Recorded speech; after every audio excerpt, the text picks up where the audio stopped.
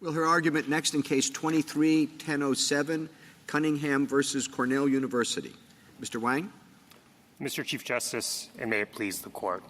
When Congress enacted ERISA, it identified a number of prohibited transactions and codified that understanding in 29 U.S.C. Section 1106. In Congress's view, these transactions posed a special risk of being potentially harmful to the plan, generally because they involved a party in interest, which includes a fiduciary's relative or an officer or an owner of the plan, or a person providing services to the plan. Petitioners here have identified a transaction that falls within the text of Section 1106, and the Second Circuit's decision to dismiss that claim prior to discovery was incorrect for three reasons. First, text and structure. Congress frequently writes laws where it puts liability in one part of the statute and exceptions to liability in another. And when it does so, this Court has time and again held that plaintiffs plead and prove liability and defendants plead and prove exceptions to liability. Second, precedent.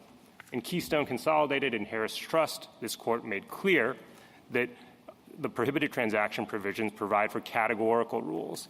But what the Second Circuit's approach does is it converts those categorical rules into qualified ones. And that brings me to the final reason for reversal, which is that they're not just qualified prohibitions, but they're qualified based on exemptions that involve information that plaintiffs cannot know and do not know prior to discovery. Information like who the counterparties are in a cross-trade, or how large a block trade is, or what asset classes are in a block trade, which is exactly why, when Congress wrote these provisions, it intended for petitioners to plead and prove under Section 1106 and for defendants to plead and prove under Section 1108. For these reasons, Your Honor, we ask this Court to reverse the judgment of the Second Circuit. I welcome the Court's questions. If we were to read your complaint as it is, what exactly is the injury? The injury is that with regard to the prohibited transaction provisions, Your Honor, the injury is that the plans here engaged Fidelity and TIAA, who are parties in interest, and that violates Section 1106A1C. So how did that harm the plan? It harmed the plan because Fidelity and TIAA didn't simply just provide record-keeping services to the plan. They bundled them with investment products. And those investment products, in turn, had operating expenses. And those operating expenses were then shared via revenue sharing to the plan to pay for record-keeping. Now, that bundling resulted in Fidelity and TIAA pushing, this is on page 22 of the Joint Appendix, pushing its own products, its own actively managed products, leading to higher expense ratios and therefore greater record-keeping fees in the result. Your theory means, I think, or at least the other side says, that it's a prohibited transaction just to have record-keeping services. Correct, Justice Kavanaugh. I think and our that theory seems nuts, right? That's what they say, and it does, to me, seem nuts, too. So what do we do with that? Well, Justice Kavanaugh, let me try to unpack that. I think the starting point would be to look at the text of the statute. And I think for outside service providers, that would fall under 1106A1C, something that the fiduciary shall not do. Now, that doesn't sort of provide a per se bar, and we don't think it provides a per se bar. Instead, it says, look, that gives plaintiffs an opening to open the door to plead a claim. That doesn't mean that they'll succeed on liability. 1108, that's the purpose of 1108. Of course, but just to state what's obvious from the amicus briefs, and we've heard before in other contexts, they're worried about the expense of litigating this past the motion to dismiss. So it's not enough, they say, at the motion to dismiss to say, you're not alleging, to Justice Thomas's question, you're not alleging excessive or unreasonable amounts paid for these record-keeping services. You're just alleging that we had them. Well, of course we have them, right? Everyone has them. You have to have them. So it's an automatic ticket. Pass, go immediately to discovery, summary judgment, huge expense. These universities, other defendants are saying that's just completely absurd and ridiculous, which is, the starting point of Judge Livingston's analysis was looking at trying to make sense of all this in context, I think.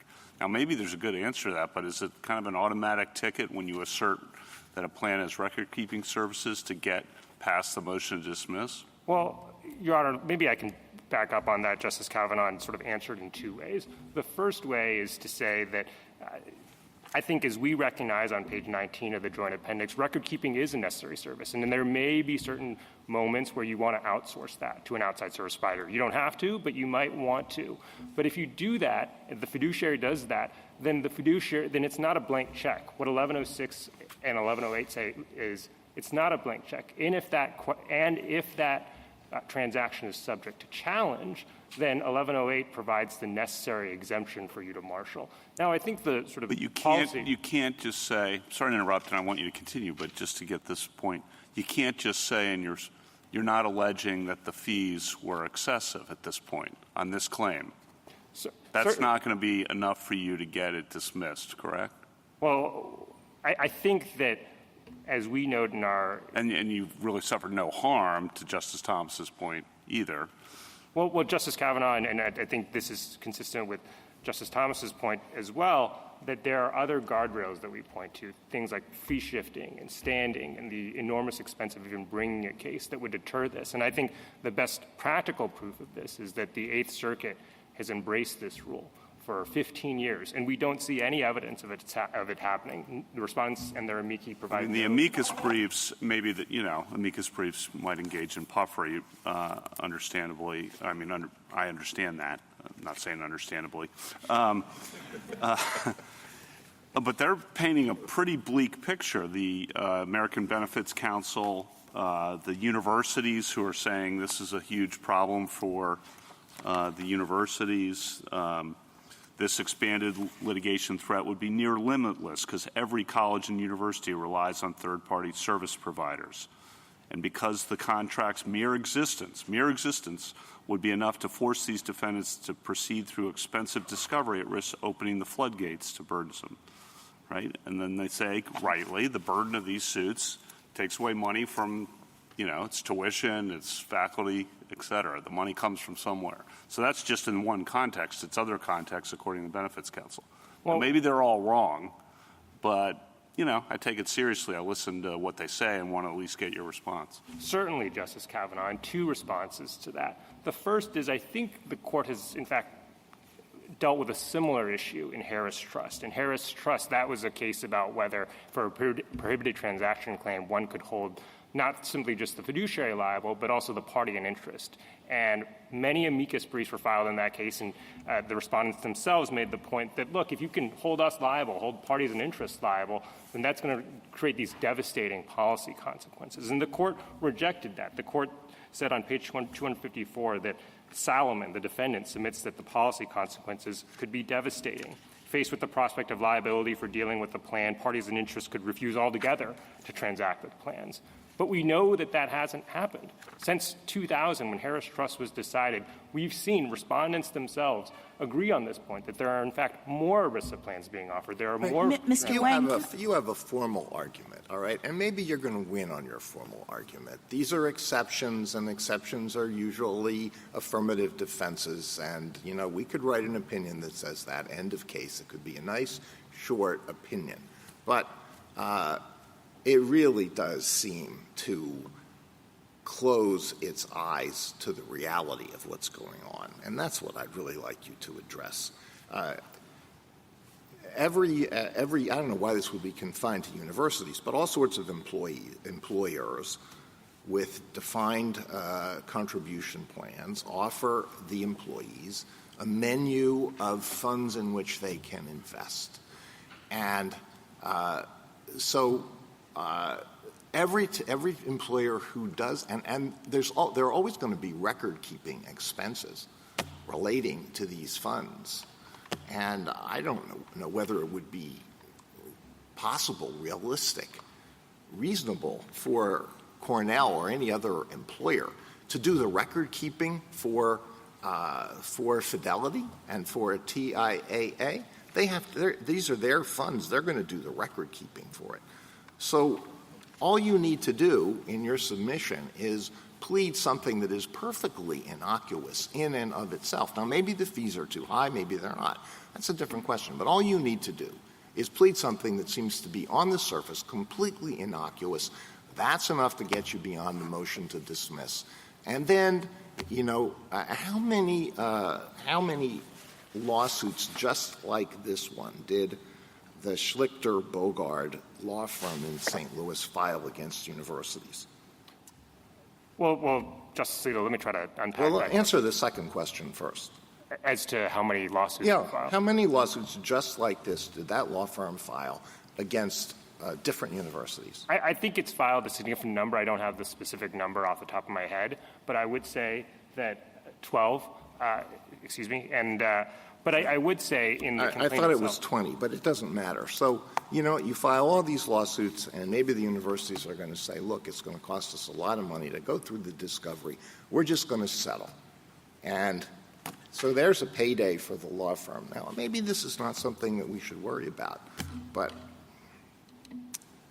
certainly, Justice Alito. Well, I think, first of all, in the amended complaint, we point out that not every university is subject to suit. There are examples such as Loyola Marymount, California Institute of Technology, Purdue, that have, in fact, I think, consolidated to a single record keeper, have had the record-keeping fees below or at the industry benchmark. That's not the case. Let me ask you this, counsel. So you have a complaint. You got to file it. And my colleagues make a very good point about how it can be easy to overcome a motion to dismiss. But if you're referencing a contract in a complaint, there's a lot of case law out there that allows district courts to review the contract. And perhaps with the full contract before it, it could, as a matter of law, find that the affirmative defenses apply. Would you agree with that? I think so, Your Honor, and I think Okay. this is And then there's also a lot of case law that says that a district court can convert a 12b-6 into a summary judgment when defendants request it at the outset of a case in appropriate circumstances. Would you agree that that would be appropriate in some cases, too? I think that would be appropriate. That's within a district court's discretion. Thank you. And I just wanted to ask you, so, obviously there's some concern about why on earth Congress would have structured it that way. Do you want to address that? yes, certainly, Justice Barrett. I think it was because pre-ERISA, as Keystone Consolidated points out, pre-ERISA, the standard was the arm's length standard of conduct, but that proved difficult to police. It led to a rife of abuses. Abuses were pervasive. And so I think Congress wanted to prescribe these simple and categorical and straightforward rules and prohibitions that provide plaintiffs a cause of action and recognize the information asymmetry between the fiduciary and the beneficiary. And I think this is a — Sorry, keep going. Sorry. I think this is just one example of that. As we point out, even with respect to the specific exemption at issue here, 1108B2, B2 includes another provision, B2B, which specifically says and contemplates that information regarding compensation, regarding a necessary arrangement, goes from the party in interest to the fiduciary. It never goes to the beneficiary. Mr. Wang, following up on Justice Gorsuch's points, is there anything in this statute or in the rules that would prevent a defendant in one of these cases from seeking an expedited summary judgment ruling from the court? No, there would not be. So the university or whoever could simply respond, no, we really do have reasonable fees, attach some documents, and that could be the end of the case. We're not necessarily talking about the kind of case that would go on and be a big expense. Certainly, that's correct, Justice Jackson. I think district courts have the discretion to have limited discovery, to order an expedited motion for summary judgment. They do that with no discovery? Pardon me? Can you? They do that with no discovery? I think that would be a harder call. But they could do limited discovery Correct. that's just targeted to that issue, and the defendant can start the ball rolling by moving for summary judgment to include documents that would prove that it's reasonable and necessary, correct? Entirely correct. And Justice Kavanaugh, if I can just respond to your question about why doing it with no discovery may not be appropriate in this particular case. Because in this particular case, what the Second Circuit faulted petitioners for being unable to do was to show how services rendered corresponded with fees and how you could benchmark one with the other. And I think that it's reasonable to say, well, if you're going to ask that question, at least give us the contract. Give us the contract so we can understand what fees and what services were available. And that's not turned over prior to discovery. That's something the defendants routinely do not turn over. Following up, go ahead. Sorry. No, I was just going to ask about the information asymmetry and those concerns, and also the sort of bigger structural concern. We're focusing here on one type of transaction and one exemption, but as I look at this statute, there are 21 separate exemptions in 1108B, and I guess I'm trying to figure out if there's any principled basis for saying the burdens are different here in this kind of service provider contract, but they would be than they would be in with respect to other exemptions. Do you understand what I'm saying? Yes, Justice. Wouldn't we have to have a consistent rule about whether the plaintiffs bear the burden or the defendants bear the burden of proving exemptions? Entirely so, Justice Jackson. I entirely agree. And I think that this statute provides the reason why, which is to say, look, there is an information asymmetry. The information asymmetry might be lessened as to some exemptions, maybe B2, maybe B1, but it does exist, and given the text and structure. And some of the exemptions, I mean, it would be really, really hard for us to determine that the plaintiff has to plead them because they don't have the information. Correct? Exactly so. Correct.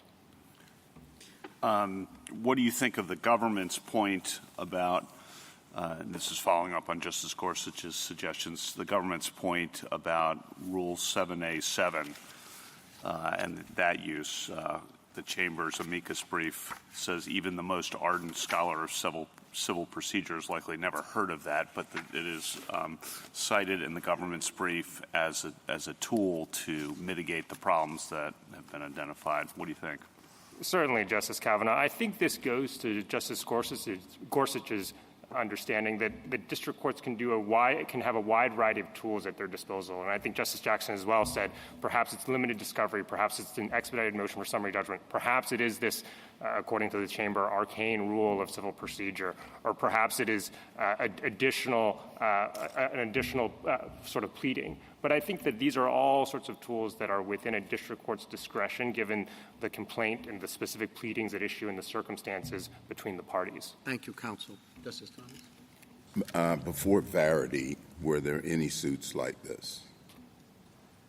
I am not aware of any suits like this. How do the factors the court emphasized in cases like Twombly and Iqbal come into play here? We were interested and did seriously tighten up the pleading standards there, and I wonder if that's something we should take into account in deciding how to allocate the burden of going forward here. Certainly, Chief Justice Roberts. I think that the way that we would see it, if you will, is to imagine if you have sort of three boxes of types of complaints. Box one is the bare bones complaint that says, I'm going to sue you because you did record keeping. And box two is, I think, something more like what we see here is to say, look, I'm going to bring a suit because I see that record keeping is tied to revenue sharing, and revenue sharing is itself tied to the investment management products that you offer.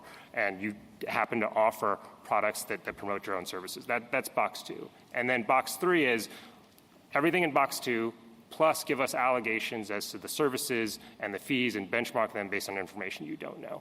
I think what we would say, and I think this comes through in the government's brief, is that we would say that we don't see any in box one. We don't see any cases in the 8th and 9th Circuit, and that is because of the guardrails that we talk about. But if we were to start seeing them, I think within the many tools in a district court's discretion, whether it's limited discovery, Iqbal and Twombly, Rule 7, there's a number of ways to manage that litigation to make sure that box one does not get out of hand. And if I could briefly sort of respond to one point that you made in your question, Justice Thomas. I would say that before Verity, I think Congress was nonetheless concerned with these types of transactions and not simply the necessarily just a service provider transaction, but I think more broadly as to regarding the parties in interest, which is a fiduciary's relative, a officer and owner, and it combined this corpus and said, look, these are prohibited. And I think those types of lawsuits, I don't have a specific number off my top of my head,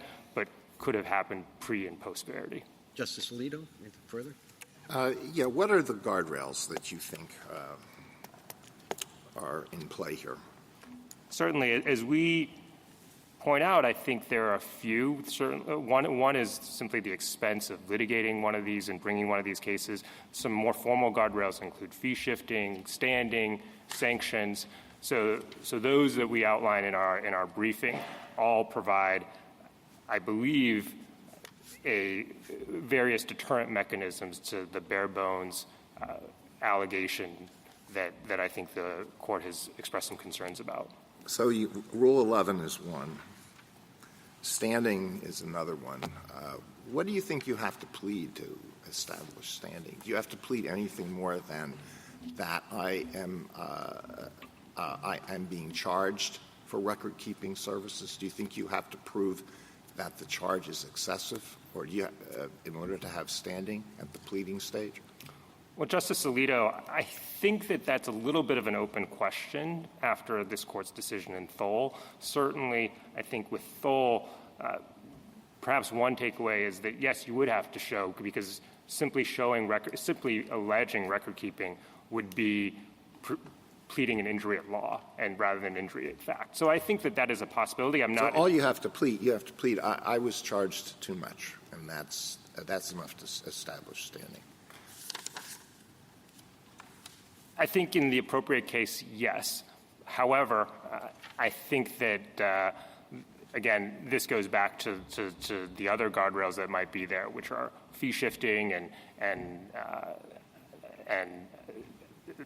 questions about the sort of the expense of even bringing one of these cases. So I think these all work together to explain why in the Eighth Circuit and the Ninth Circuit we don't see cases that have these sort of bare bones threshold complaints. And what do you think about the procedure that the Solicitor General recommended involving Civil Procedure 7?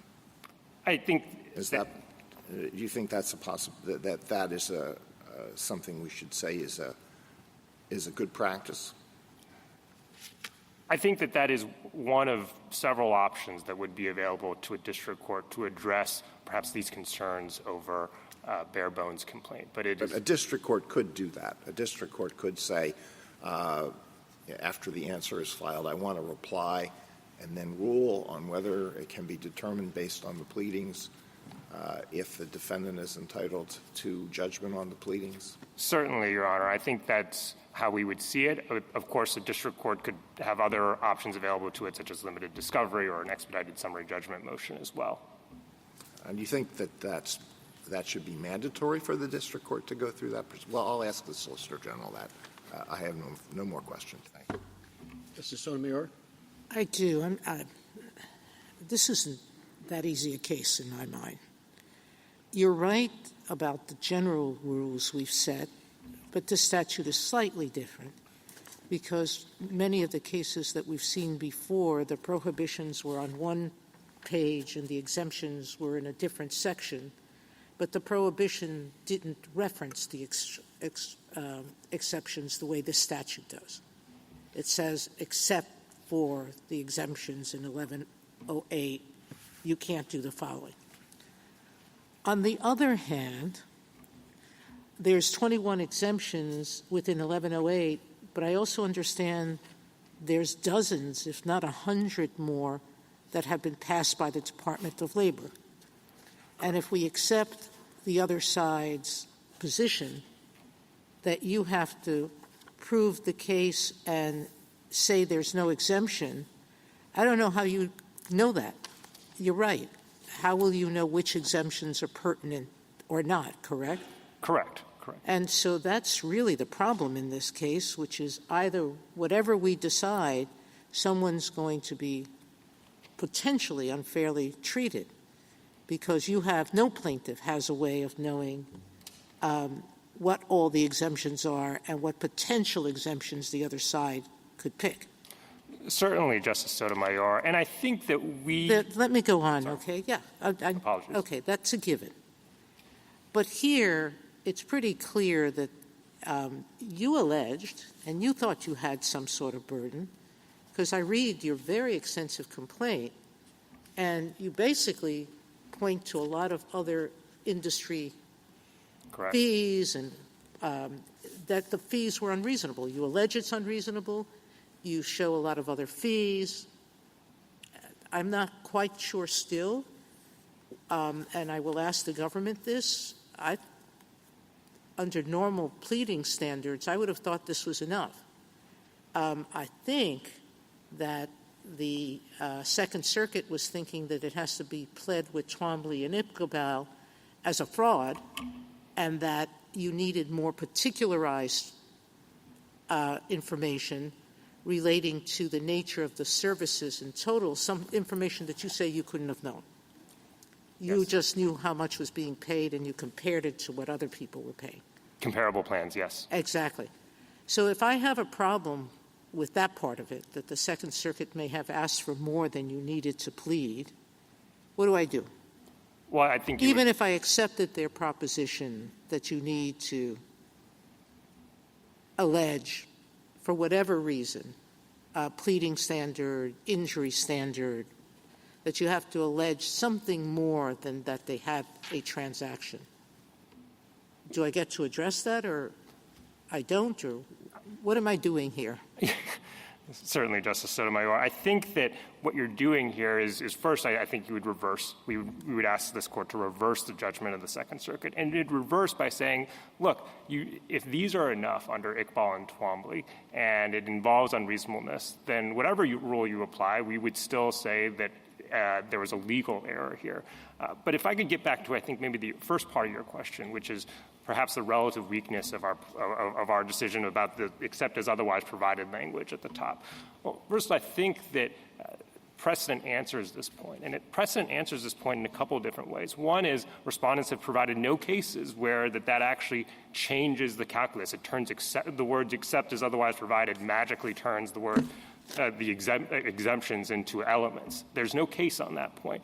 In fact, the cases like Atlantic, Richfield, and Schlemmer make fairly clear that all that's doing is saying what happens when things clash. It doesn't expand or contract the liability provisions at all. And I think sort of maybe as a concluding point on this point, that is reinforced by the structure and the complexity and the nuance that's provided in 1108 that involves an information asymmetry that again, cannot be addressed prior to discovery. I'm going to ask the other two about the Second Circuit's factual ruling, which was that with respect to this provision, you have the burden of showing unreasonableness, but it reserved consideration of whether there were other exemptions that you didn't bear the burden about proving. I don't know how it got there at all, right. And I'll ask the government and your adversary how we do that. But Cook did say that establish a narrow ruling for criminal pleadings. I don't think there's any case that ever has applied it to civil exemptions, correct? Correct. So it's hard to rely on Cook, but the essence of its thinking was if a prohibition looks like it's you can't really tell it's illegal or not, because the exemption here says you can have these relationships, you can just have them with reasonable fees, then you need for the government to prove they were unreasonable. Why wouldn't that apply here? That concept. Why wouldn't Cook's apply observation? Here? Yeah, I think it wouldn't apply, not simply just because of the criminal-civil distinction that we talk about, but also for the information asymmetries that you mentioned. And it doesn't sort of really, I think, the respondents are asking this court to sort of carve out the statute in a few different ways, to try to gerrymander it by saying, look, we'll put the B2 exemption, we'll treat that as an element, and we'll try to carve out service providers, and then we'll stitch together 1106 and 1108. But that's not how the statute is written, and certainly that might lead to some results. We don't see that happening in the Eighth or Ninth Circuits, but if it does, I think that's in Congress's province to address. Thank you. Ms. Kagan? Justice Gorsuch, anything?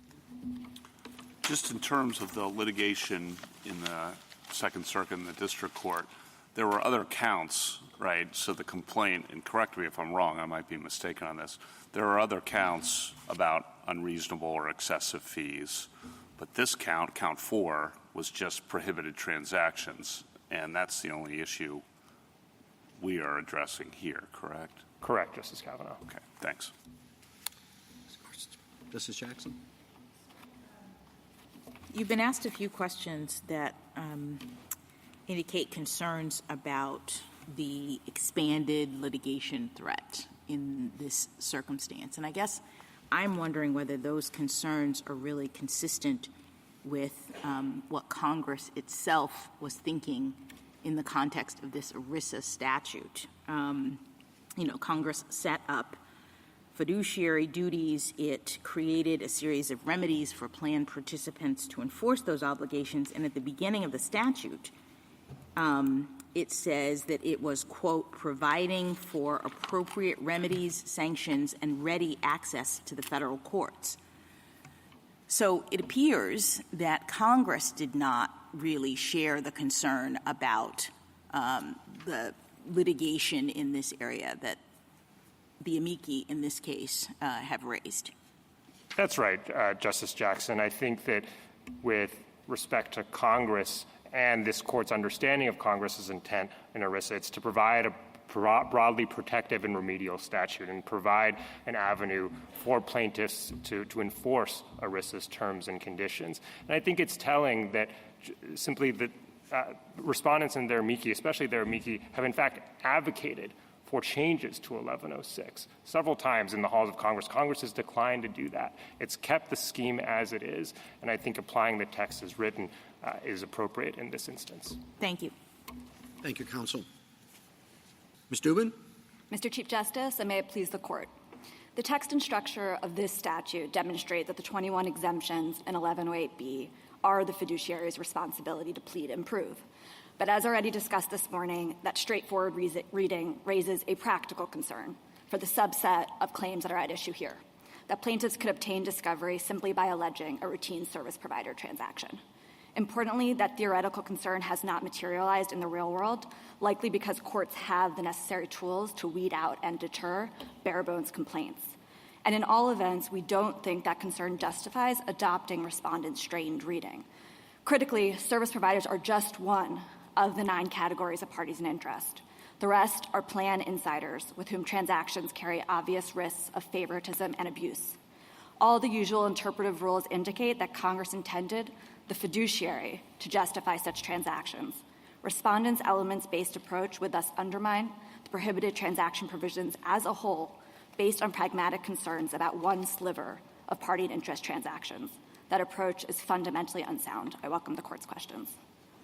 Why would Congress say it's unlawful for existing service providers to be employed in this way? Sure. I don't think Congress is saying it's unlawful for service providers to be employed in this way. What Congress set up is a scheme, and this Court has recognized that several times, including in your decision in Harris Trust, that these types of transactions have a potential of injuring the plan. It's very easy to see that with respect to insiders, as I just mentioned, but it's also true with respect to service providers. You can pay service providers excessive fees with people's retirement money.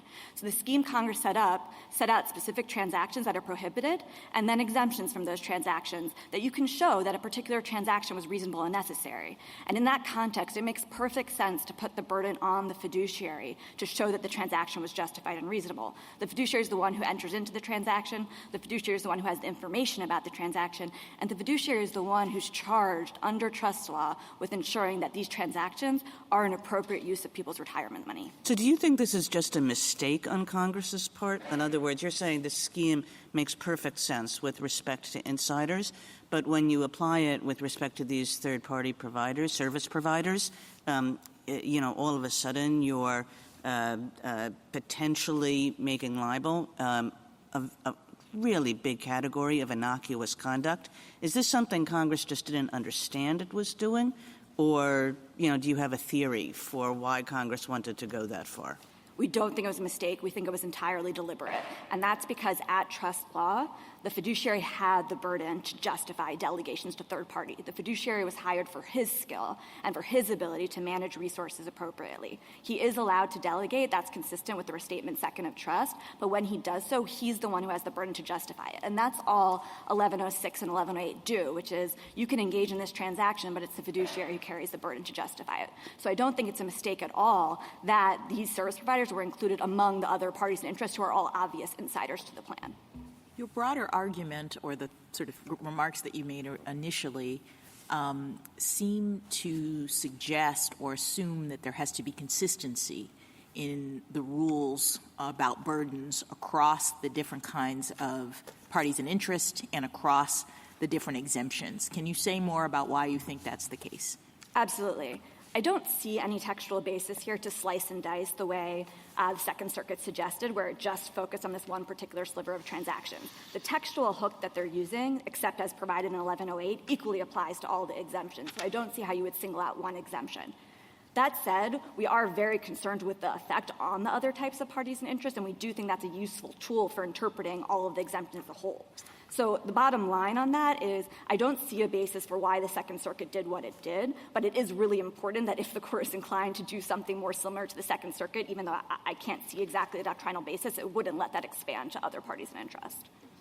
How do we write this opinion? Let's assume we start with, as you want us to, it is the fiduciary's responsibility to prove the reasonableness of their fee. That's their burden, okay? But what do we say about the plaintiff's pleading? And how do we say it? Meaning, is it enough just to say it violated 1106? You seem to suggest not. And then how do I explain why not? Sure, absolutely. And then my last question, and you heard it before, was this pleading enough? Sure, absolutely. Let me address both pieces, and if I don't get to the second, if I don't get to the second piece, just let me know. We think that this is a straightforward opinion to write along the line Justice Alito was suggesting. This is a straightforward prohibition and exemption structure, and these are affirmative defenses. We think that district courts already have the tools to deal with bare-bones allegations in Category 1 that we were talking before that just suggest a routine service provider transaction. They already have the tools, and if the Court wanted, it could just leave them to continue doing and applying the plausibility framework that they're already applying. But if the Court did want to say something about it— I will say the following. They may get it, but I also know plaintiff's counsel often will come in with the minimum. And if the minimum is just they have this prohibition, how do we avoid that? Sure. If the Court wants what do we have to say to avoid that? Yeah, if the Court wants to say something about it to address the that's nuts example from Justice Kavanaugh, I think the way to address it would be to explain that the plausibility framework precludes such complaints. And I think that's because that complaint on its face obviously implicates an affirmative defense, and the plaintiffs haven't said anything to suggest why the underlying conduct will ultimately be found unlawful. This isn't treading or breaking new ground. This is already done in various cases and various statutory schemes involving affirmative defense where a petitioner or a plaintiff fails to give any explanation of what's going on. Give me some examples. Sure. So I think NIAB versus Capital One, which I'll give you the site as 942 F. 3rd 480, is a great example. It's dealing with an analogous structure in the Fair Credit Reporting Act, where the exemptions are affirmative defenses, but a plaintiff still has the burden to say something about their theory of why it doesn't apply. I think another helpful context is that in the sanctions context, courts already, many circuits, look to whether a plaintiff failed to investigate an obvious alternative explanation, including an affirmative defense. Well, to the extent that you're saying that the plaintiff is going to need to present an affirmative defense and say something about why it doesn't apply, it seems to me that you're 3/4 of the way to Ms. Saharsky's position. So I guess I don't see that as a typical Iqbal maneuver. So this is absolutely critical. Our position is not 3/4 of the way to my friend on the other side's position, and there are two big reasons why. The first big reason is that my friend's position makes these exemptions into elements. That turns them into the plaintiff's burden to plead and prove all the way through, and they forthrightly admit that. That would be a sea change in the way that these provisions are applied. No court of appeals, including the Second Circuit below, has adopted that approach, and we think it would strongly undermine these provisions. But even as to the pleading standard, even as to these service provider transactions, our approaches are meaningfully different. And I think here it's very helpful to think about the complaint at issue in this case, which, as we were talking about earlier, does allege excessive fees that were far above the industry benchmark and gives reasons to think that those fees were excessive, including that the defendants used multiple service providers when they could have used one.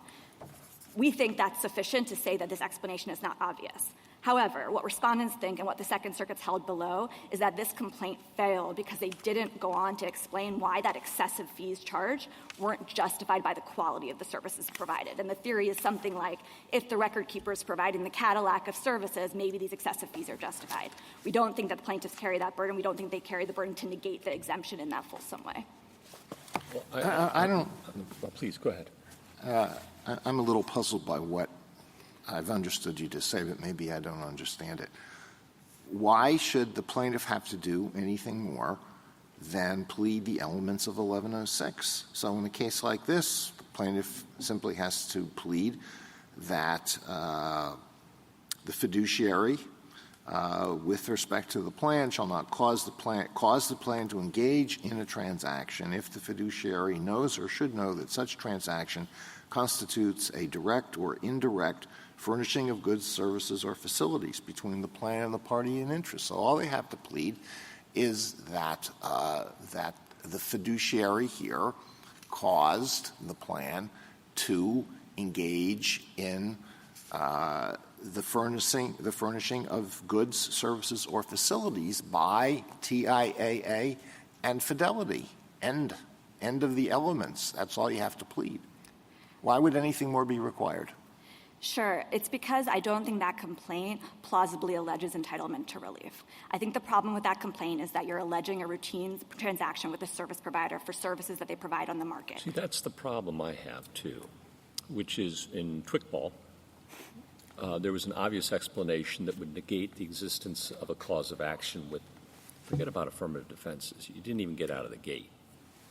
Was there a contract combination conspiracy under the Sherman Act, or was it unilateral action in parallel?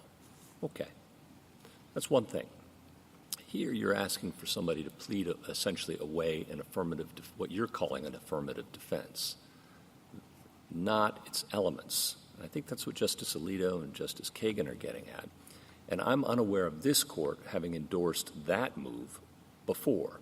And it seems to me doing so would have ripple effects we cannot presently anticipate across, transsubstantively, across the law with respect to affirmative defenses.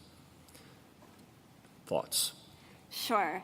I appreciate the court's concerns, and of course we're cautious about spillover consequences in other areas. Again, I think this is already what district courts are doing on the ground when they encounter a complaint that is just bare bones. That's one thing. Leaving it alone is one thing. Saying something about it is another. I completely agree it's different when things are happening sub rosa rather than announced by this court. Not sub rosa. No. In the normal course, lower courts developing the law, and when splits arise or occasion arises, we address it. But we don't. First view, review, come on, right? Let me just try to situate this entire line of questioning within our case, which is we are not urging the court to say anything about this. We don't think the court needs to. We think the statutory answer is clear, and for the reasons petitioners already given, these are affirmative defenses, these exemptions. We are four justices who are concerned with this and do think it's appropriate to say something. We do think this is the right answer that's happening on the ground, but I absolutely appreciate the concerns you're articulating. Thank you. Thank you, counsel.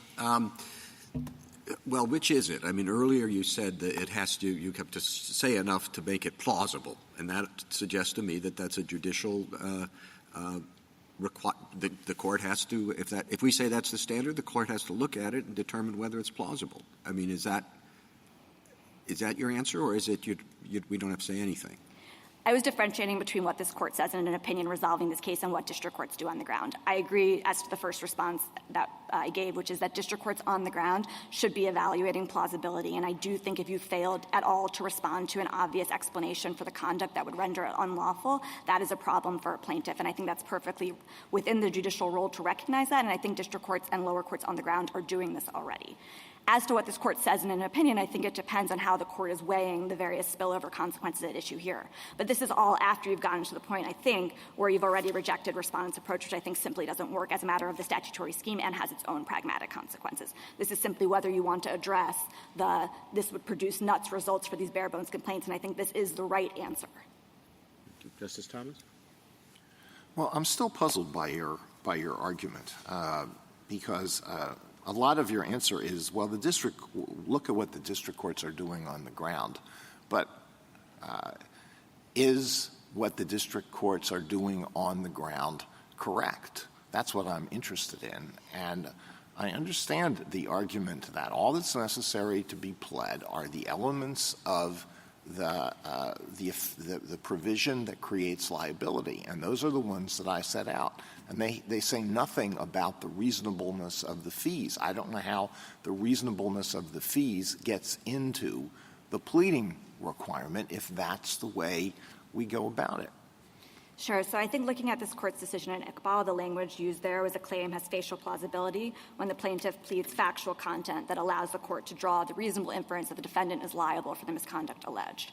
I think that's the standard the lower courts are looking to. It's reasonable liability as to the elements, not reasonable liability as to affirmative defenses that may or may not exist and may or may not be asserted. Anyway, I'll leave that there. There's been talk about the fact that there are ways. I mean, maybe those who have concerns about the practical implications of deciding the case of reversing the Second Circuit's rule are those concerns are unfounded. Maybe they are. Okay. Let's assume that there's some basis to it. And what you propose with Rule 7 does suggest that the government thinks there's a basis to it. So if all you have to do is plead what I've just outlined, what are the things that district courts can permissibly do that would alleviate these concerns? So in addition to applying what we think is the rule of Iqbal and Twombly in this context, I would say that they could also obviously engage in fee shifting. They can sanction attorneys who bring meritless lawsuits. I think both of those are very much deterrents to these types of bare-bones suits being brought on the ground. I think it's very— You think Rule 11 sanctions are really— that's going to do the job here? I do if plaintiffs are begin to bring bare-bones complaints. I'll point you to the 10th Circuit, which said, part of a reasonable attorney's pre-filing investigation must include determining whether any obvious affirmative defense bars the case. The 7th Circuit, the 5th Circuit, and the 6th Circuit have all said the same. I do think a failure to investigate an obvious affirmative defense is a problem for a plaintiff's case. And I think, going back to what you were asking me, I do think it's relevant that Twombly and Iqbal were about the elements. That was what was going on in those cases. But the thing that was motivating the thing the court was concerned about was that you're coming into complaint without a plausible case against someone, that you have no theory of wrongfulness. And I think these bare-bones complaints share the same problem. Justice Petitioner's counsel said that maybe the unreasonableness of the fee has to be pled because you have to plead an injury in fact. Do you accept that? I think there's a fairly this goes also to Justice Thomas's question earlier. I think there's a pretty obvious injury in fact from claims like this, which is if you're charging excessive record keeping, that's coming from the plan assets. But it's coming from retirement. No. You misunderstand. You'd say to us that the only pleading standard is the 1106 violation. The 1106 violation does not talk about the reasonableness or excessiveness of the fees. So the elements will not address that. So if that's all you plead, that's a bare-bone complaint, which I think meets the 8th Circuit standard, correct? Yes. All right. If we are concerned about the consequences of that we're going to have an explosion of bare-bone complaints, do we say something like what your colleague is saying, that that's not enough because you also have to plead injury in fact, and that obviously will take you to the unreasonableness or excessiveness of the fees? I think that is one option available to the court here. And what would be the collateral consequences of that option? So I think some of these claims, like these claims are about excessive fees coming from the plan, and I think, that obviously applies in this sort of defined contribution plan. You look at a defined benefit plan, like what was going on in Thole, you could still have someone engaging in excessive record-keeping fees and the fiduciary is not being careful with plan assets. And that might mean the fiduciary is the wrong person to be in charge of this plan, that they're not being careful with plan assets. And one of the equitable remedies is replacing the fiduciary. I think that's a harder case for how you think about the injury in fact construct playing out there. Justice Kagan? And when you say these bare-bones complaints, are you talking about the same complaints that Mr. Wang said was in Box 1? And what are those complaints exactly, and what takes you out of that category? Sure, and let me be very clear about this. I think Box 1 is a complaint that just alleges a service provider transaction for routine services. That's Box 1. Box 2 is a complaint that includes allegations like the ones we see here, that the fees are excessive 4 to 5 times the industry benchmark, that there's a reason to think the plan is paying excessive fees, that they're using multiple record keepers when they could have used one, that he didn't engage in a competitive process for these record-keeping services. Box 3... To me, that doesn't sound like a bare-bones complaint. Are you suggesting otherwise? No, that's exactly our position here, which is that box 2 is where the complaint should be, and in fact, that is where the complaints that we're seeing on the ground are. The suits being brought under this allege that there are excessive fees and that there are reasons to think the fees are excessive. That's actually what the practice is playing out on the ground, and I think the practice is playing out on the ground that way because of the constraints we've been talking about today. So those are not ones that in any circumstance would raise the necessity of talking about affirmative defenses. That is our view. Obviously, the Second Circuit disagreed with us. That was exactly the complaint it had. Right. Yes, that's exactly our view. Okay, you were going to go on and tell me about box 3? Maybe not. I'm happy to. Box 3 relates to the quality of the services. That's what the Second Circuit held. The Second Circuit held that it doesn't matter all this information that you've included about how excessive these fees are. This might be the Cadillac of record-keeping plans. And if it's the Cadillac of record-keeping plans, then those fees were justified. And the problem is that petitioners have no way of knowing if it's the Cadillac of record-keeping plans. But I take it that as you survey the litigation here, you're saying that most of these complaints, or all of these complaints, are box 2 complaints, not the kind of bare-bones complaints that would suggest some special need to do Iqbal maneuvers. That's right. Those are the ones we're seeing, and we haven't seen respondents identify any bare-bones complaints, including in the Eighth Circuit, which has been applying this rule that petitioners are advocating for 15 years. And we think that's because of the constraints that are already operating. Thank you. Mr. Gorsuch? Mr. Dubin, very briefly, we got cut off because of the red light, but I didn't want to rain on your Iqbal parade too much. It does seem to me the 7A argument's not completely out of left field here. They're generally disfavored, as I remember from practice. But the exception, one of the exceptions, is when you have an affirmative defense that's pled in the answer. Sometimes the district judge will say, "I want to see the reply," and it happens a lot in qualified immunity, I believe, in particular. And then, once you have a pled affirmative defense, a particular one, not just a laundry list, as Justice Alito said, then you might be able to Iqbal it. It seems to me. What do you think of that?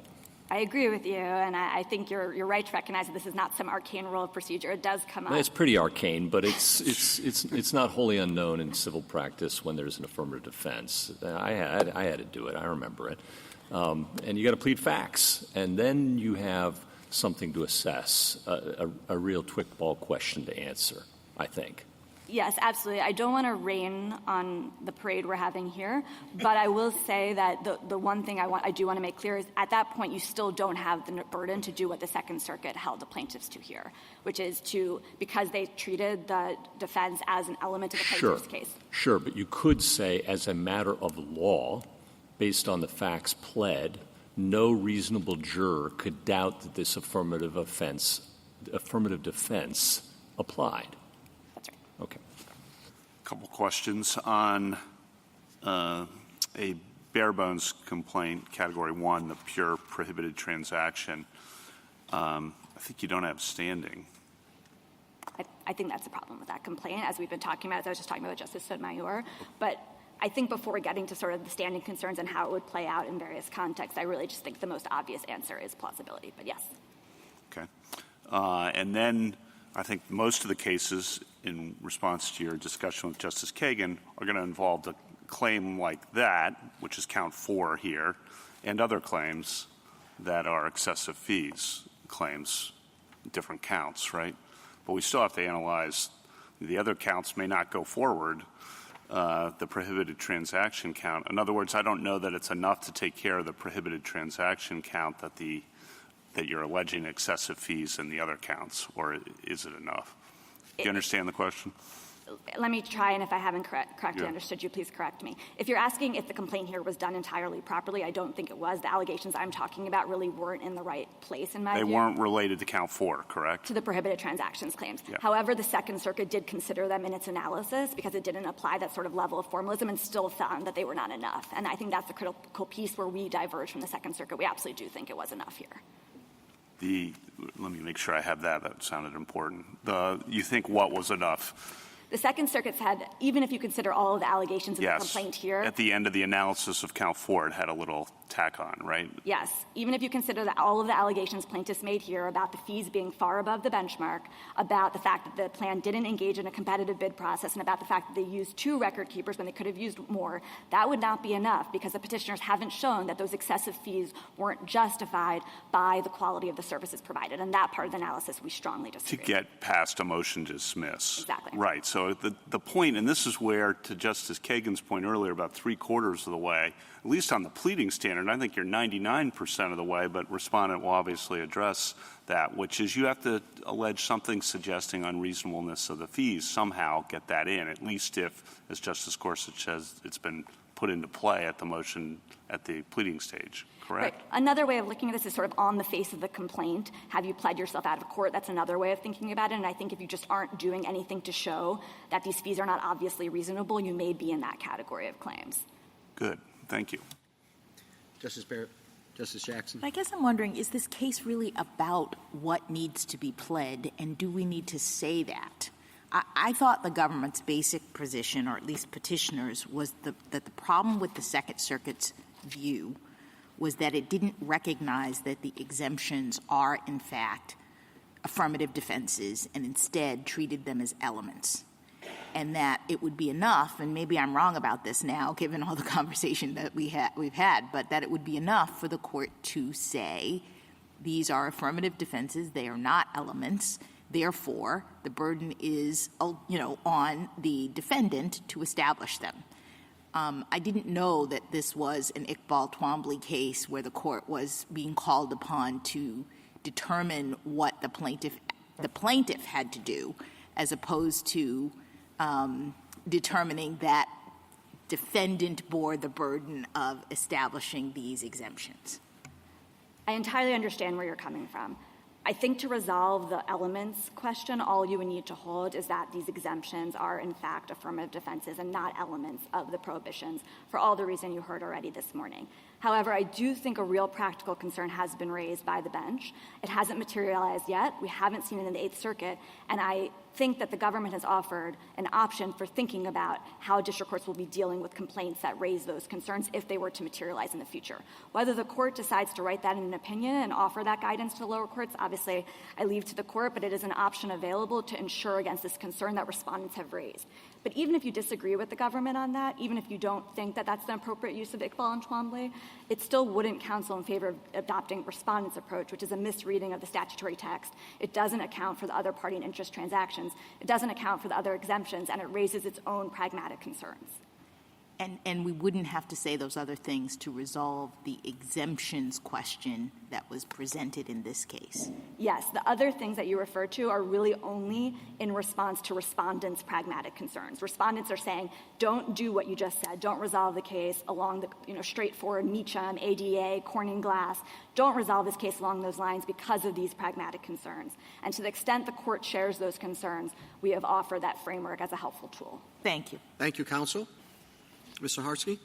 Mr. Chief Justice, and may it please the Court, petitioner's view is that pleading the mere fact of a service provider transaction defeats a motion to dismiss and a case could go forward. That can't possibly be right. If we look at this statute, it is unique, Section 1106A, because it covers an incredibly broad array of innocent beneficial conduct.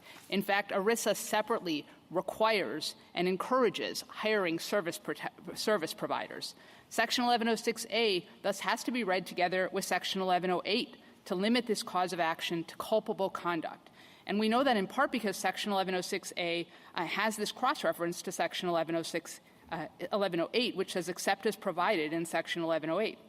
Tellingly, there are two different parts of 1106 here. There's A, which includes all of this innocent conduct, and B, which includes only self-dealing conduct. And that cross-reference isn't in Section 1106B. It has to be doing some work textually, and it doesn't under petitioner's provision.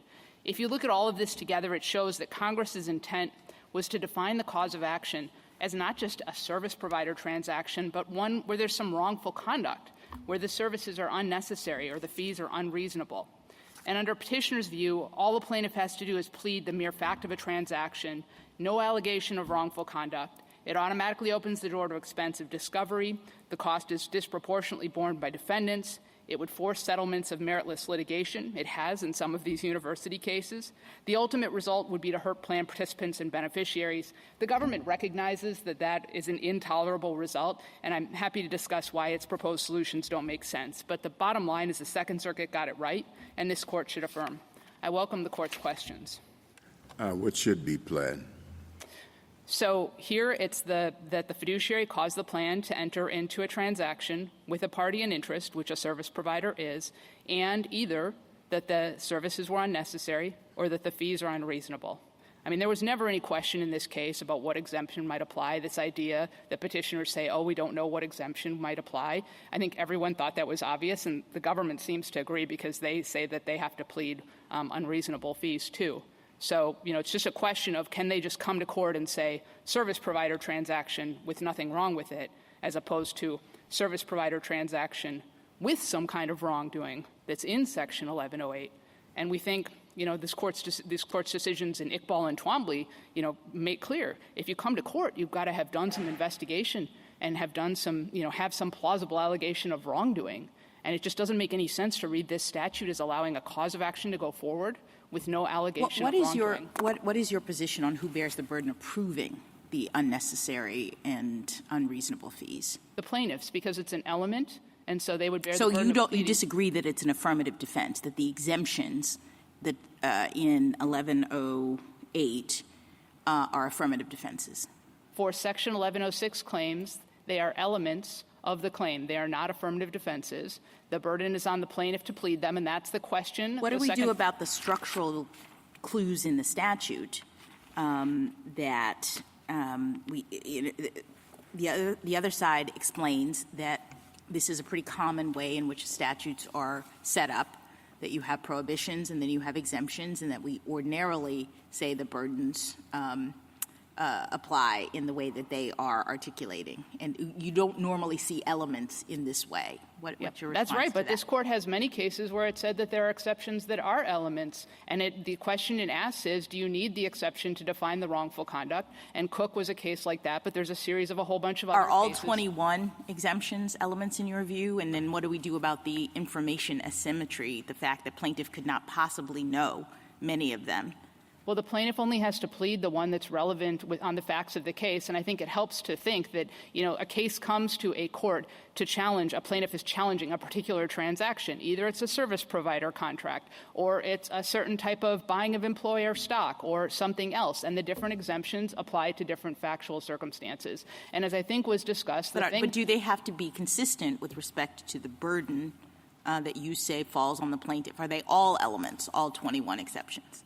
With respect to 1106A claims, which include the exemption and otherwise would be only innocuous conduct, then yes, the relevant exception in Section 1108 would be an affirmative defense, but not all of them would be relevant in every case on the facts. And I think you can think about this in terms of what a plaintiff has to plead to go forward with a complaint. I'm sorry, you said some of them are affirmative defenses? I said that a plaintiff would have to plead facts regarding the one that was regarding the transaction, the type of transaction that's applicable in their case. So, for example, there are some that involve block trades or cross trades or buying employer stock, and no one was doing any of those things here, so there's no requirement to plead those kind of facts. The plaintiff's burden is not to plead legal conclusions, but to plead facts that show an entitlement to relief. I understand the plaintiff's burden generally. I'm just trying to understand your theory about whether all of the 1108 exemptions, all of them, become elements in the 1106 context. In 1106A, which is the first part of the statute that is incredibly broad. It includes every kind of transaction you could imagine with a plan. The only thing that the petitioners say is exempted is the thing that this court exempted in the Lockheed versus Spink decision, which is paying benefits to a beneficiary. But it covers pretty much everything else in the world. The definition of party and interest is literally an everyone and their mother provision. And so this broad range of transactions has to be understood with respect to the exemptions in Section 1108. And yes, they would be elements as apply based on the facts of the case. But you just plead the facts that are relevant to the transaction at issue. And so for this transaction, there was never any question that what was at issue was a service provider transaction. The exception that was relevant was the one for reasonable fees, necessary fees, et cetera. And if for some reason there was a case in which a plaintiff pleaded and did not include a relevant exemption, well, of course, Rule 15... Can I ask you about potential problems for other statutes that are created in this same way? I mean, do we have to worry that if we're suddenly saying that the exemptions in this structure are elements that we're going to implicate things like the Federal Arbitration Act, which has a similar dynamic? I don't think it's a problem because this court considers each case and each statute as it comes. That's what it has been doing since the decision in Cook, where it said, look, if we look at something and it's called an exemption and it's in a separate provision, we probably would think it's an affirmative defense, but there's some circumstances in which we don't. Say if there's a cross-reference to the provision or there's some other way that it's directly incorporated, or, for example, if the conduct that is in the initial prohibition covers so much beneficial, innocuous conduct that you think we can't define the wrongful thing that Congress was trying to get at without using the exemption. And that's the inquiry that this court has done. And that's Do you think this is a class of one? You know, that this is the only statute we're going to find where it's going to satisfy your requirements? As I understood it, you said you need the cross-reference and you need the fact, and it's a fair point, that this statute, the 1106, covers a vast amount of conduct and a significant amount of beneficial conduct. Is this a category of one, are you basically saying, that we should create? Well, I think the court has already found categories or found circumstances like this. Not a lot, but in the history of the court's opinion, there have been other times the court has found exemptions to be elements. The Vuitch case, Berman, Ruin, Ledbetter, Britton, a number of cases. The Second Circuit also relied on a Fair Debt Collections Practices Act case, Roth. See, I think it might be, I might find it sort of a happier rule if you had just said it's a category of one. Right, but what I'm saying... Because what you're saying is, I mean, the cross-reference, there are cross-references like this all the time, which you wouldn't think preclude the typical rule affirmative defense structure. Mm-hmm. And then you're saying, well, we should consider how much legitimate conduct a particular provision incorporates. That seems like a very loosey-goosey inquiry to me. You know, how much do you need? At what point do you get over the line? It seems as though you're asking us to distinguish among statutes in ways we shouldn't be doing. Well, what I was suggesting and hoping to give you comfort, Justice Kagan, was that this court has already has this method of statutory interpretation where it looks at these factors and comes to the right answer. And there have not been, a lot of cases where there are exemptions that have been found to be elements. And so I thought that it might give the court comfort to know that this is something that the court has been doing for decades and decades and centuries, and it hasn't been a problem. It's just in this particular context, the statute really can't be understood without reference to the exemptions. Good word, context. So you're saying a statute like this, structured like this, can sometimes be read to mean elements, sometimes be read, more often be read to be affirmative defenses. And how do we tell? Right. And the context would seem to be key on that. And some of the concerns that we've been discussing or I've been raising, the amicus briefs raised, others have raised, would suggest that the context here suggests it doesn't make much sense to read this 1106A that way. Right. So I'd point the court to four factors. One, the incredible breadth of Section 1106A, which reaches so much innocent conduct. Nothing wrongful, not limited to wrongful conduct by itself.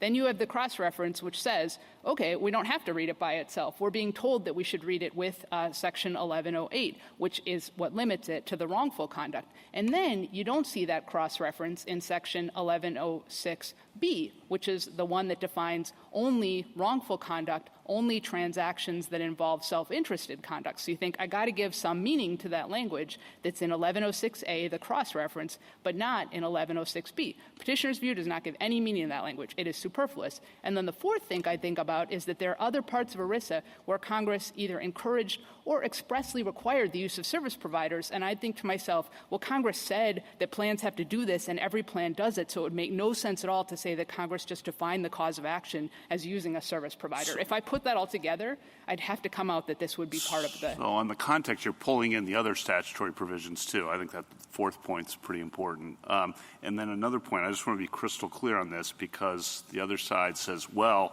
what about the insider transactions? And those are 1106B, correct? So 1106B are when the fiduciary has conflicts of interest, self-dealing. Those are all on their face bad transaction. I understand the argument that the other side of the government is to be making is, well, maybe 1106A is also like that because parties in interest include insiders. But they include a lot of people who aren't involved in conflicted transactions. They include service providers. I mean, it is the immense breadth of the party in interest definition is hard to describe. But I think the point of that is that you need a way to limit the 1106A provision, and the cross-reference tells you to do it using the exemptions. Another thing that I just might say... I'm sorry. Just to answer Justice Kavanaugh's question more directly. Sure. 1106B does not prohibit a plan from leasing or from accepting services from an insider. That's only prohibited by A. Correct. I'm sorry. That's what Justice Kavanaugh was asking. That's wrong. That's 1106A covers insiders. And outsiders. Right. And 1106B covers, can you repeat that? Sure. Well, sorry so to interrupt. 1106A... Yeah, you're clarifying it. I think 1106A does... Let's do it in the negative. 1106B does not include an insider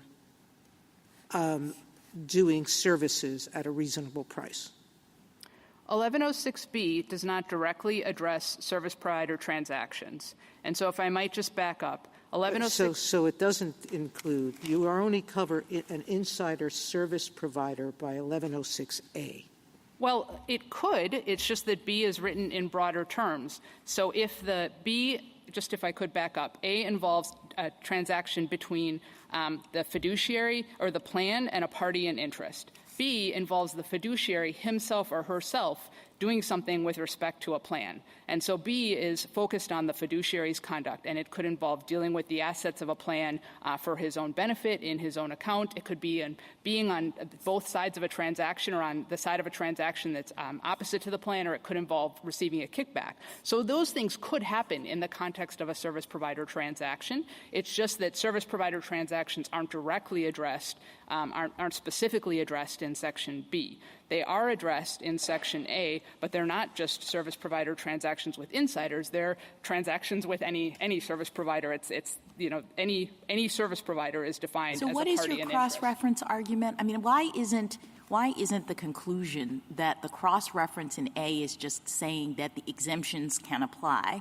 in this world of service providers, and it can't when a fiduciary is self-dealing, this is like a more significant thing, and we're not going to allow it? Because Section 1108 already says that its exemptions apply to all of 1106. It says that in 4 or 5 or 6 different places that are cited in the brief. So 1108 by itself says that its exemptions apply to all of 1106. And so you have this extra language in 1106A. Yeah, but we don't know which language is extra, right? We don't know whether it was just a sort of a drafting mistake on Congress's part with respect to 1108 to say that all of it applies when they really were not applying it to B, 1106B. I mean, I just don't know that we can draw the conclusion that that something is work with the cross-reference that leads to the conclusion that you want us to draw. Well, it's not just the cross-reference. It's the structure of the statute and the rest of ERISA and the other factors that I was discussing with Justice Kavanaugh. But I do think that it's telling that the cross-reference is in 1106A. It is not in 1106B. The court, of course, looks at the text very carefully and tries to give meaning to the text. And the only party here that's giving meaning to that text in 1106A is us. If you want to disregard that text, we wouldn't advise that, particularly because there are other parts of ERISA, like the parts that require the use of service providers. What do you say about the principle that the Solicitor General put forward, that the fiduciary generally carries the burden to plead and prove the reasonableness of their actions, and that's really what is underlying the structure of this.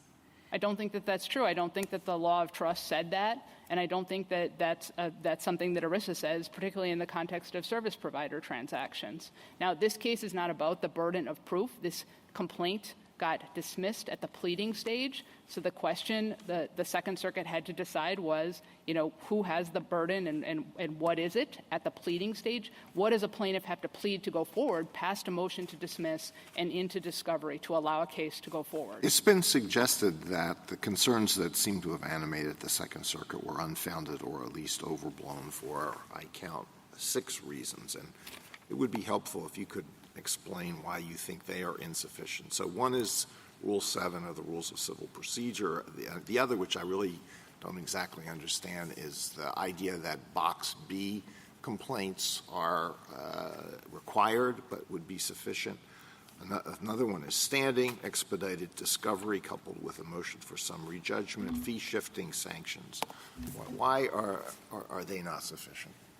Right, because the rule is that a plaintiff has to come to court and plead the elements and doesn't have to plead affirmative defenses.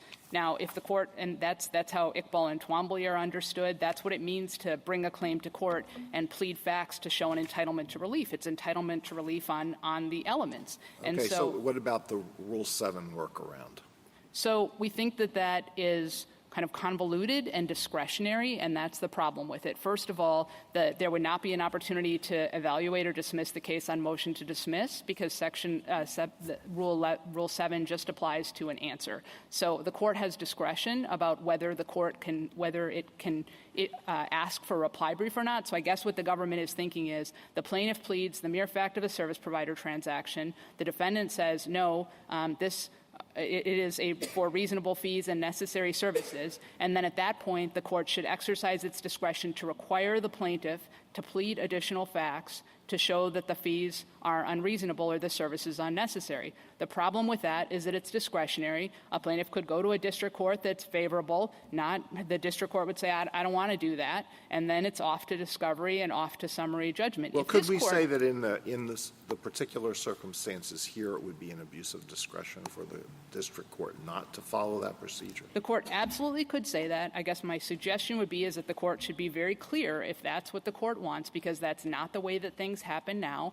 with respect to Rule 7. And so the court would hopefully say that in those circumstances, in the case of a service provider transaction, that if the defendant alleges that the fees were reasonable, the services were necessary, something in Section 1108, that then the district court absolutely should require the plaintiff to respond and plead facts to plausibly show that the fees were unreasonable. I mean, our bottom line, which I understand to be the same as the government's bottom line, although I'm not entirely sure, is that the plaintiff should not be able to just come to court and say there was a service provider transaction, that's bad, we're off to the races with a lawsuit. They should have to say. What about standing and expedited discovery coupled with a summary judgment motion? So I will address each of those, but let me just say none of these supposed solutions or guardrails are working now in the district courts, and that would be before the court announced a rule that you could perhaps just go in with a service provider transaction.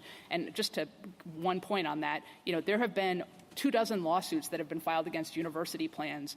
In none of them has a court found that the plaintiff succeeded on the merits. This has been like millions of dollars that these universities have spent on discovery, and individuals who've been named personally and had to live under a cloud for years and years. So this idea that there are these great guardrails that are going to solve that problem, that's not happening now, and that's before petitioner's position gets accepted. But to specifically answer your question, I don't know that standing is a solution, because establishing an injury for standing is different from establishing an entitlement to relief under a cause of action. I don't know what injury a plaintiff might claim. I mean, I think petitioner's theory is that the mere fact of paying money to a service provider is an injury, because Congress decided that that was bad, or at least presumptively bad. So now there's been a suggestion that the injury would be unreasonable fees, but that to me gets us back to, well, aren't the unreasonable fees part of the elements of the cause of action? So there's also the possibility of jurisdictional discovery and standing, which makes it seem to me like not a very great solution.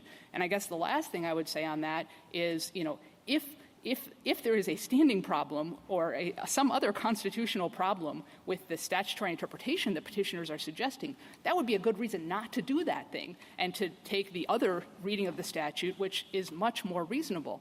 I mean, nearly every court that's looked at this, and, apparently the Solicitor General say, petitioner's position just can't be right. That just cannot be right. And there has to be a way to make sure that the plaintiffs have some burden to plead something more. And there's a really obvious way to do that, which is to say, well, in this circumstance, we understand that Section 1108 helps to define the cause of action, to say that this is actually something that the plaintiffs have to plead.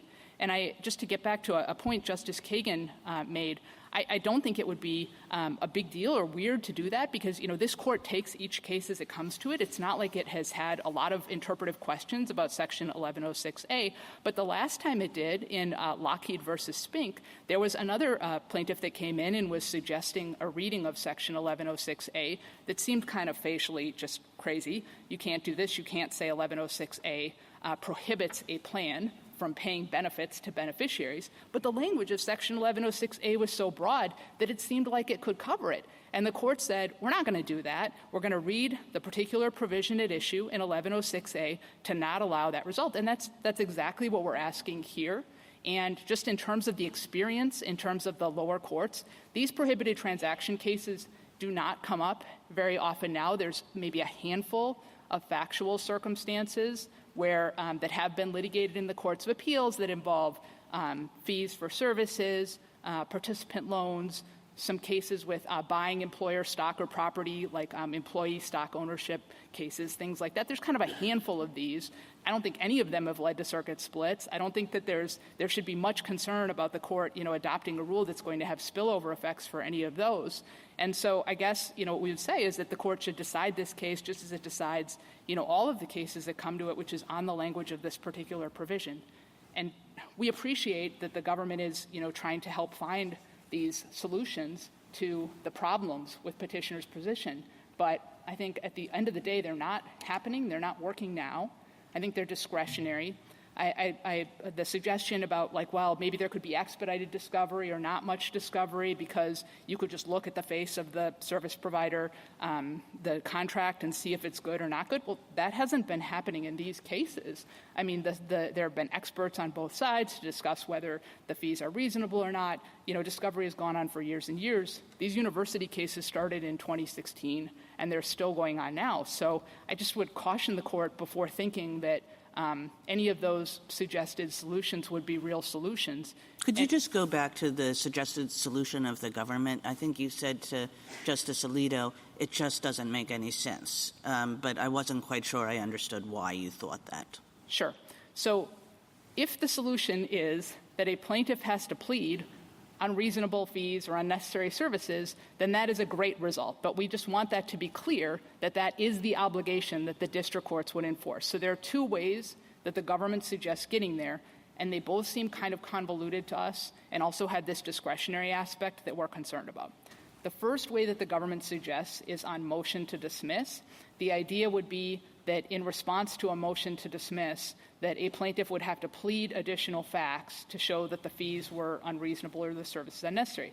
But, why would the plaintiff have to plead that because it's not an element? The government says it's an obvious alternative explanation, but we think that misunderstands, for the reasons Justice Gorsuch gave, what the obvious alternative explanation doctrine is. It's like a reason that the element isn't met. Like in an antitrust complaint, the allegation could be, well, a whole bunch of companies did the same thing. But an obvious alternative explanation is, well, they all did the same thing because of market forces. So it wasn't that they did, the bad thing, which was a conspiracy. Here, what petitioners define as, the bad thing is just the service provider transaction. And the fees being reasonable isn't an alternative explanation for whether there was a service provider transaction or not. It's like an extra fact.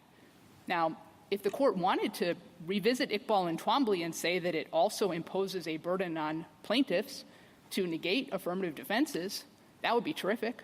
But it would be, I think, a sea change in the law that would have effects well past this case. So that's their option one.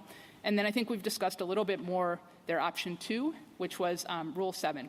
So the option one was for the motion to dismiss stage. Right. I was asking about option one. If you feel like you have more to say on Rule 7, go ahead. But That was what I wanted to know about. I just think if the court wanted to pursue a Rule 7 solution, it should please make clear that that is something that district courts have to do, because it is discretionary and there's not judicial review of it, and these cases could go on and on and on.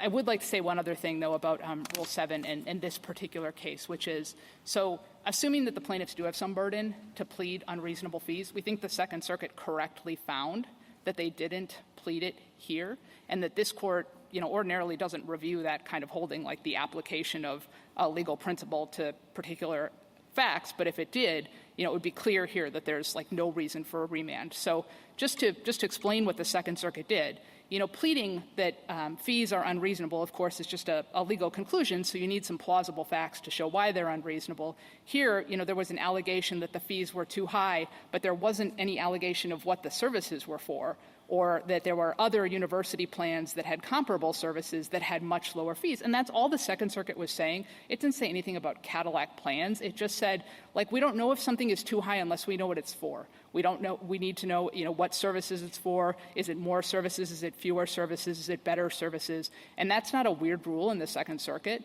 That's actually the same thing that the 6th, 7th, 8th, 10th circuits have said in these unreasonable fee cases, which is you can't just plead high fees in the abstract and say they're too high. You have to give us some plausible facts as to why they're too high, which are, compare them to something else that's like your plan where they didn't pay those kinds of fees.